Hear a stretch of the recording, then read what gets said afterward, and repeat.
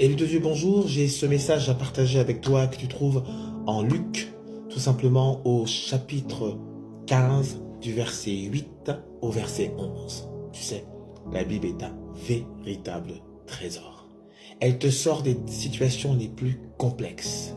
Comme tu sais, j'aime toujours lier les versets bibliques tout simplement aux situations de vie. Car la Bible, Dieu, avant de partir, a laissé sa parole. C'est pour te libérer, c'est pour t'aider, c'est pour te rappeler les choses, tout simplement, pour que tu puisses sortir des situations les plus difficiles. Dieu, il te dit la chose suivante aujourd'hui. Quand il est parti, je vais te rappeler cette phase, parce que c'est important que tu comprennes ce qui se passe dans ce monde. Quand il est parti, il a dit vite, il faut que je parte, car celui qui arrive après moi n'a rien à voir avec moi. Il parlait du prince de ce monde, il parlait du prince de l'air. Oui, il parlait du diable.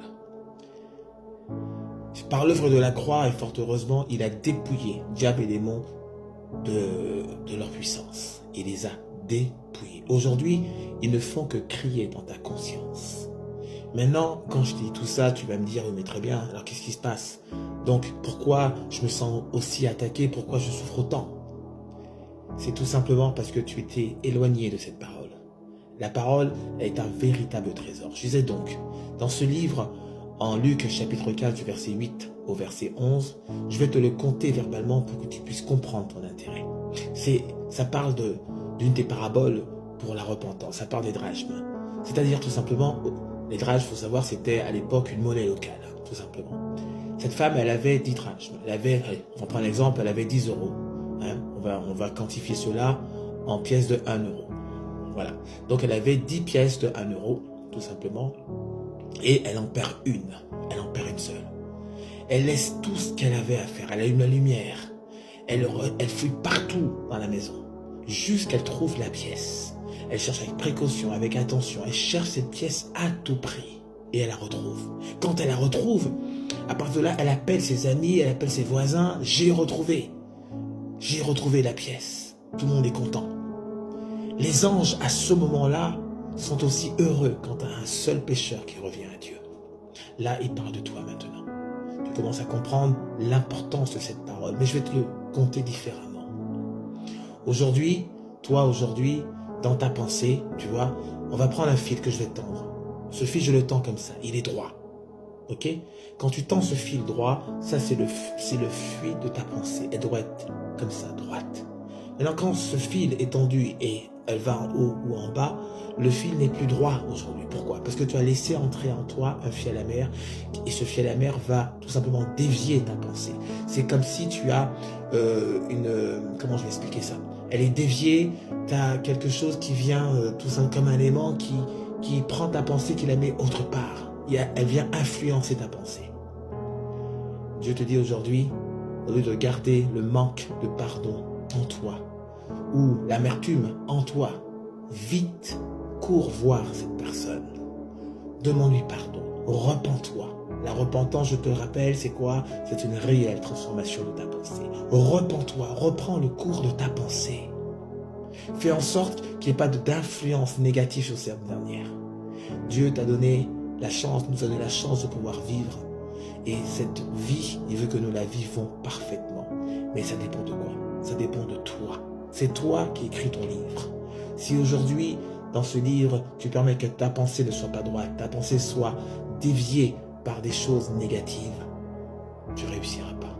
Alors que si tu as ta pensée droite, tout ce que tu t'entreprendras, tu réussiras. Et pour ce faire, Dieu te dit, éloigne-toi de la pensée de ce monde. Reviens à la parole. D'où maintenant le renouvellement de l'intelligence qui est établi pour t'aider à avancer. Tu appliques la parole de Dieu, ta vie sera une véritable bénédiction. Là où le diable, il a mis l'orgueil, je te rappelle, dans l'Apocalypse, il voulait tout simplement que son royaume soit plus haut que celui de Dieu. Alors, tu vois déjà, dès le départ, il était menteur, dès le départ. Dès le départ, l'orgueil, qui est ce péché primaire aujourd'hui, doit sortir de toi, élu de Dieu, doit sortir de toi.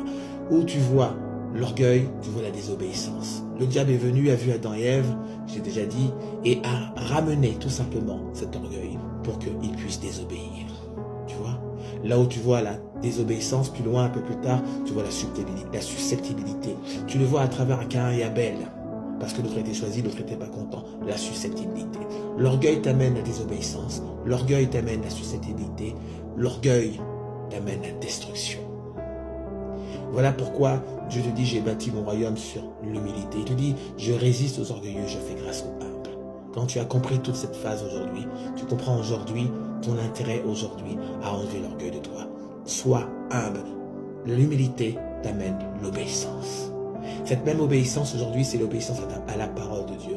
C'est cette parole aujourd'hui qui te sortira de tes tracas. C'est cette parole aujourd'hui qui te sortira là où tu te trouves aujourd'hui. C'est cette parole aujourd'hui qui te permettra d'avoir une relation parfaite avec Dieu. Dieu ne regarde pas la religion des hommes. Il te dit la seule religion qu'il reconnaît, c'est d'aider les veuves et les orphelins dans leur affliction. Il te parle d'amour. Alors, Dieu, à la suite de ce message, j'espère que tu as compris ton intérêt à retourner à la parole. Retourne à la parole le plus rapidement possible. Elle te sortira de tes ennuis. Retourne à la parole. Elle permettra, à partir de là, à ta conscience, à ton imagination, d'être fluide.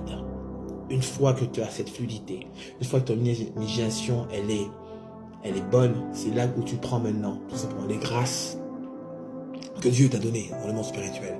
Tu les ramènes maintenant grâce à cette imagination dans ton monde physique. Et là où il y a l'ennemi qui vient pour perturber cette imagination, toi, tu chasses toutes tes mauvaises pensées. Tu ne permets pas, élu de Dieu, tu ne permets pas à la mauvaise pensée de venir, tout simplement, influencer ce que Dieu a déposé pour toi. Pour prendre ceci, résiste au diable et il fuira loin de toi. Chasse tes mauvaises pensées. J'espère qu'après cela, tu as compris mon message. Garde cette pensée fluide. Sois béni et à très bientôt.